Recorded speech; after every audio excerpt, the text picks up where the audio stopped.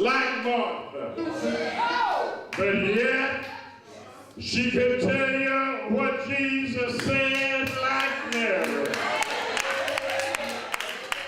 She's being installed today as pastor by the Presbyterian Presbyterian.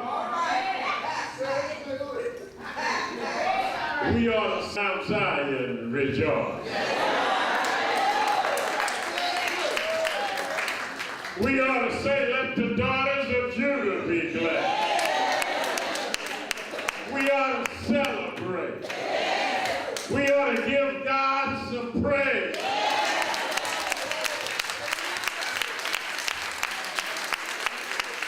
We ought to tell Eddie Glaude of Princeton University that the black church is not dead, but she's alive right now.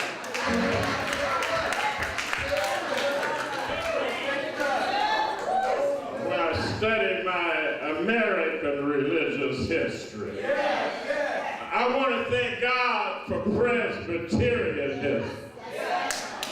I come from the Anabaptist tradition. You see, to the right there's the Roman Catholic tradition. And then next to that tradition is the Lutheran tradition. And next to that tradition is the Calvinistic tradition. And yes, John Calvin. And next to that tradition is the Wesleyan tradition of John Wesley. But to the left, there is the Baptist tradition. But I'm so glad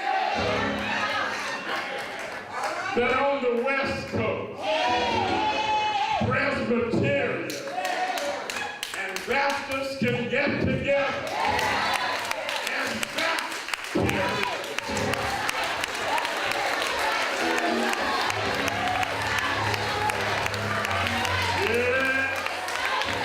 To make a difference in East Oakland.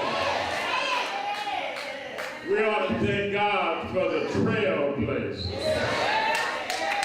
I want to thank God for Reverend Dr. Katie Cannon, the first African-American woman to be ordained as a Presbyterian in 1974. I want to thank God for the Reverend Rebecca Reyes, the first female Hispanic ordained as a Presbyterian in 1979. I want to thank God that Reverend Holly Haley Smith was the first Native American woman to be ordained a Presbyterian minister in 1987. Thank God that Presbyterianism, as history records it, has been a thermostat rather than a thermometer. The thermometer just reflects the temperature. But I want to tell you, thermostat determines the temperature.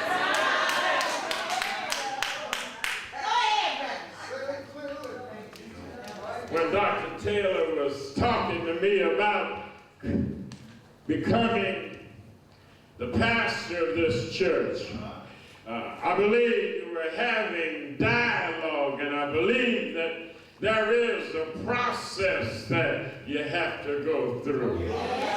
It's an intricate process. And the presbytery has to endorse what the local church wants to do. There were some Baptists and some non-Presbyterians say, why be a Presbyterian? And I want to agree with Kevin Moore, first of all, she was sent by the Lord. Wherever the Lord tells you to go, you have to be willing to go. And secondly, she met the rigid educational qualification for becoming, yes, an ordained Presbyterian minister. I wish the Lord would help me with this sermon. Yes, a good Presbyterian minister has to have two things. You gotta have the learning, but secondly, you gotta have a burning. If you just got the learning and don't have the burning, then you're just a professional.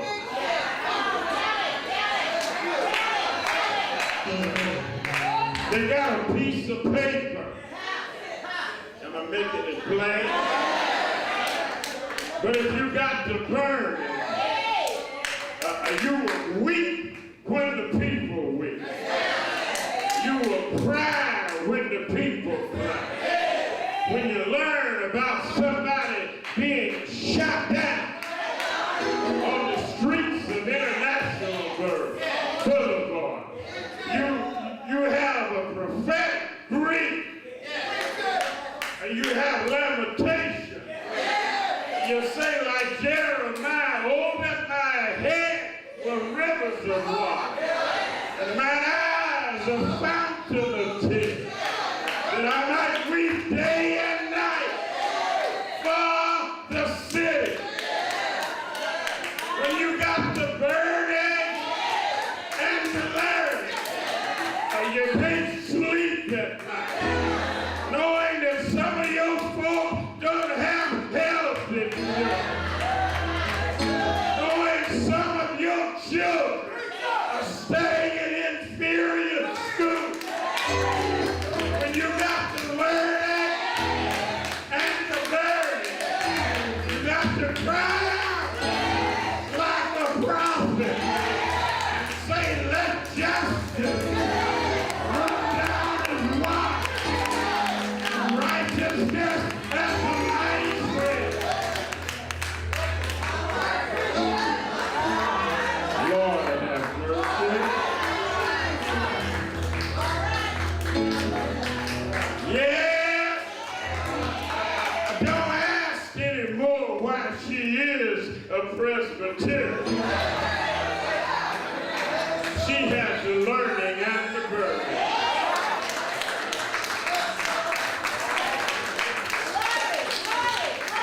And you know, when you are an emeritus, you are free. When you are emeritus, you're not running to anything.